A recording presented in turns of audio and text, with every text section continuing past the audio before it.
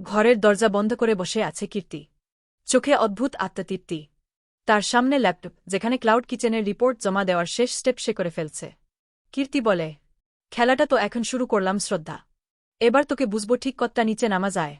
হঠাৎ মোবাইল বেজে ওঠে। অপর প্রান্তে সোনিয়া। তুমি রিপোর্টটা জমা দিয়েছ তো? ক্লায়েন্ট চাইছে শ্রদ্ধার ব্যবসা একেবারে থামিয়ে দিতে। লোকাল রাজনীতিও তো জড়ানো। সাবধানে থেকো। কীর্তি হেসে ওঠে। সাবধান? আমি তো খেলতে এসেছি আগুন নিয়ে। অন্যদিকে অভয়ের ঘরে অভয় মোহিতের কাছ থেকে কনফার্মেশন পায় ক্লাউড কিচেন রিপোর্ট কীর্তির আইডি থেকে গেছে। সে চুপ করে।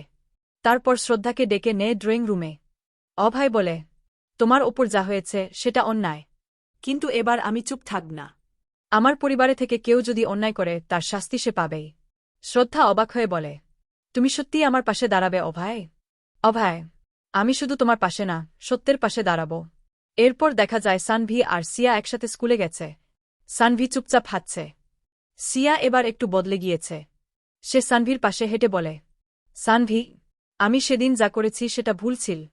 আমি জানি তুমি আমাকে মাফ করবে না, কিন্তু আমি চেষ্টা করছি বদলানোর। সানভি থেমে বলে, আমি মাফ করতে চাই সিয়া, কারণ তুমি আমার দিদি। আমি চাই তুমি সত্যিই ভালো হও। ওদের এই মুহূর্ত দেখে দূর থেকে তাকিয়ে থাকে শ্রদ্ধা। চোখে পানি। এরপর বাড়িতে প্রবেশ করে এক গোপন পার্সেল। পার্সেলটি কীর্তির নামে, কিন্তু ভুল করে সেটি তানুজা হাতে পান। তিনি পার্সেল খুলে দেখে ভেতরে কিছু ডকুমেন্ট, যা শ্রদ্ধার বিরুদ্ধে কীর্তির রিপোর্টিং এর প্রমাণ। তানুজা থমকে যান। নিজে নিজে বলেন, এর মানে শ্রদ্ধার বিরুদ্ধে যা কিছু হচ্ছিল সেটা আমাদেরই মেয়ে করছিল। পরের দৃশ্যে তানুজা ডিনার টেবিলে সকলের সামনে কীর্তিকে ডাকে। তানুজা বলেন, এই রিপোর্টগুলো কি তোমার কাজ কীর্তি? তুমি শ্রদ্ধার বিরুদ্ধে চক্রান্ত করেছ? কীর্তি অপ্রস্তুত হয়ে বলে, আমি? না মা, আমি। অভয় সামনে এসে বলে, মিথ্যে বলার দরকার নেই কীর্তি। আমরা প্রমাণ পেয়েছি। তুমি আমাদের পরিবার ভাঙার চেষ্টা করেছ। ঘরে তখন এক চাপা উত্তেজনা। সেই মুহূর্তে সিয়া বলে, মা, কীর্তি খালা কি তোমার ক্লাউড কিচেন বন্ধ করার পেছনে আছে? শ্রদ্ধা চুপ থাকে। সানভি তখন বলে, যে পরিবারকে তুমি নিজের বলে ভেবেছিলে তারা আজ তোমার স্বপ্ন ভেঙে দিচ্ছে মা। তুমি কাঁদো না। আমরা আবার সব শুরু করব।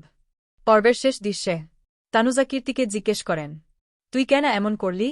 তোদের মা হিসেবে আমি কি তোর চোখে এতটাই খারাপ ছিলাম যে তুই নিজের বোনের সর্বনাশ করলি? কীর্তির চোখে পানি এসে যায়।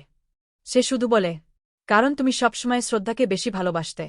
আমি তোমার দৃষ্টি আকর্ষণ করতে গিয়েই আজ নিজেকে হারিয়ে ফেলেছি। ঘরে তখন নীরবতা।